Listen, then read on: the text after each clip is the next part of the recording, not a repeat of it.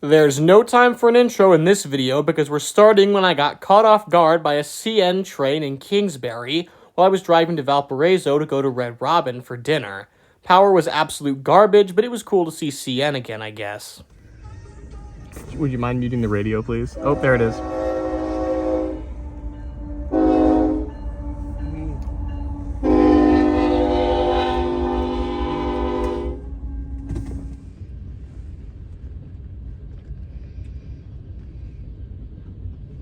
Oh, and we definitely totally weren't late to dinner or anything because the train slowed down and it took 8 whole minutes for it to pass the crossing.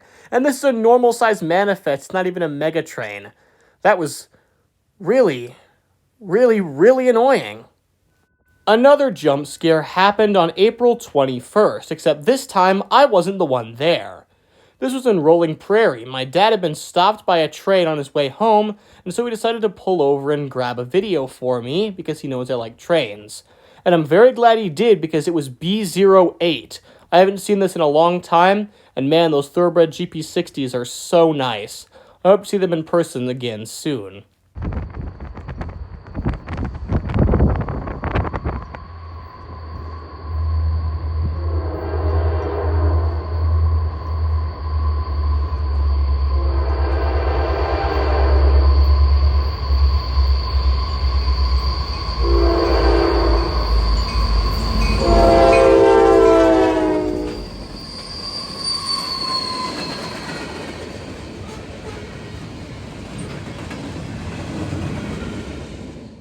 Okay, with that over, I can finally talk about the actual subject of this video, Amtrak's America 250 units.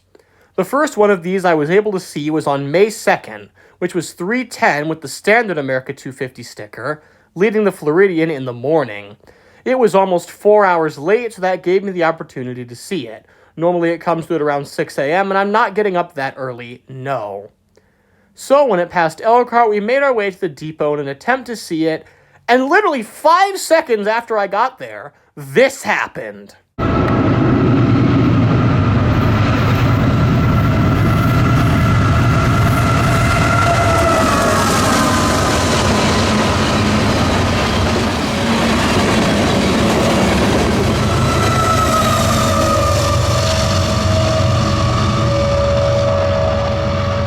Yep, that's right, the monthly siren test that's conducted with this siren right outside the depot happened. Oh, and there was a KCSM Gregos leader too. That was cool, I guess. After that, while talking to the other guy who was here to catch the 310, who was actually from the Twin Cities, which is pretty cool, we got our next train while the siren was still blaring, 27G heading west with an ace trailing.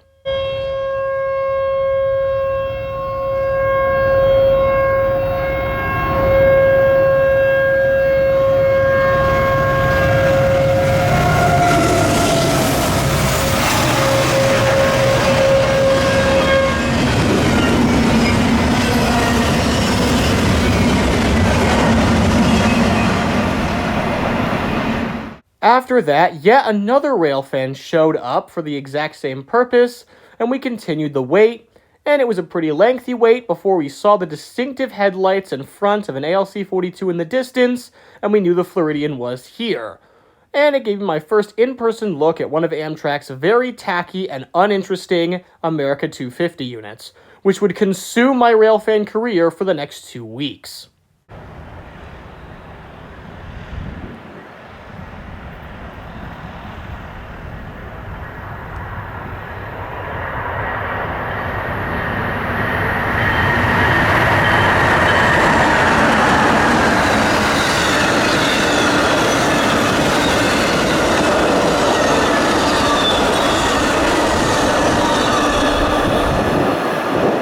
On May 13th, I got another shot at seeing an Amtrak 250 unit, this time being 309, one of the Freedom 250 units, which has a different sticker, so I figured it was worth catching.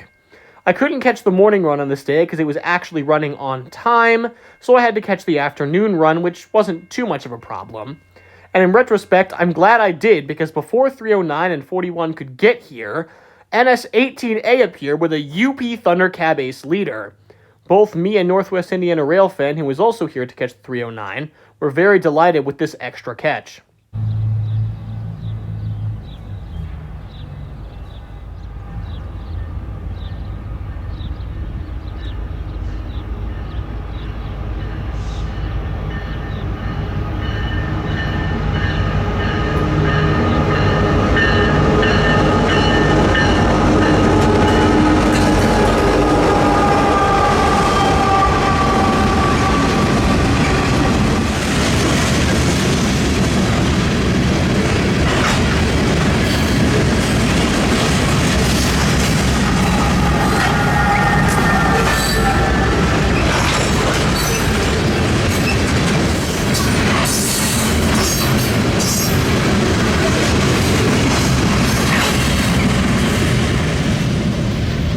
After another fairly lengthy wait, the Amtrak appeared round the curve with quite a surprise in the lead.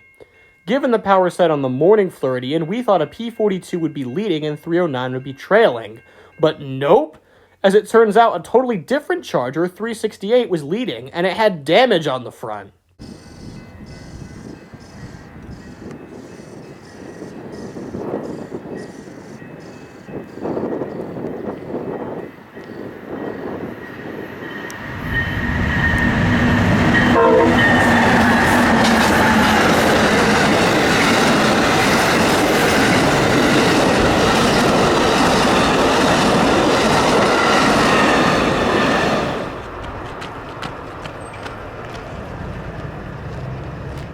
On May 16th, me, my aunt, and my cousin were going to North Judson to go to the Point Diner for ice cream. And as we were driving out, we were completely shocked to see a train crossing over the crossing of immense suffering. It was a Hoosier Valley Railroad Museum stored car move, with Interlake Steel number 11 as the power. Normally I would include this in a Hoosier Valley video, but I'm not going to Hoosier Valley again until August, so I decided to just throw it in here. It's incredibly rare to see these moves from the museum, let alone randomly at a crossing, so I'm glad I had a chance to see it.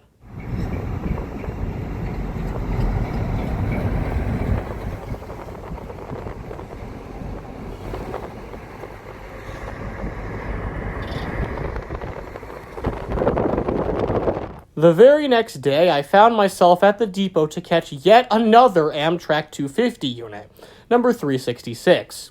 And I bet you're wondering, Fallen Flag fan, why are you going to catch a unit that you don't like, where you've already seen one in identical paint?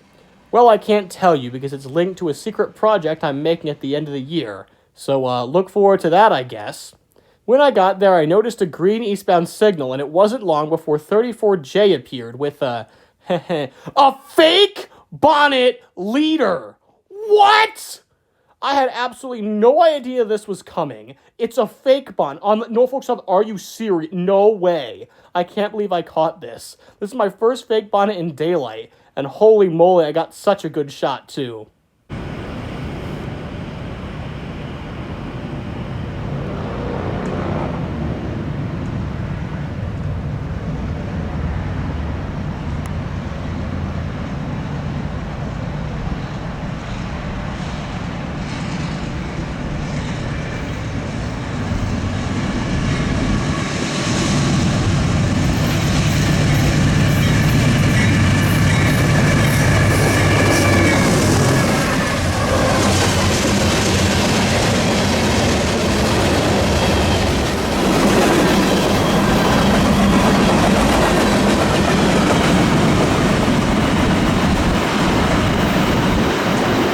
And after a painstaking 45-minute wait, I'm sensing a trend here.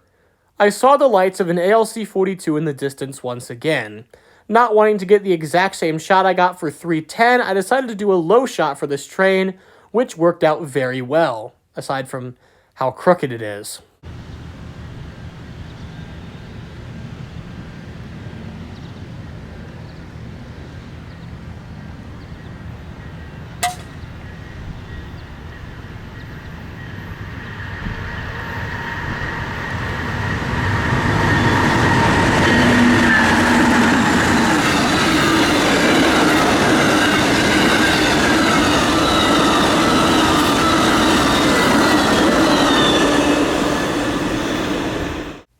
And, yeah, that's the end of the video.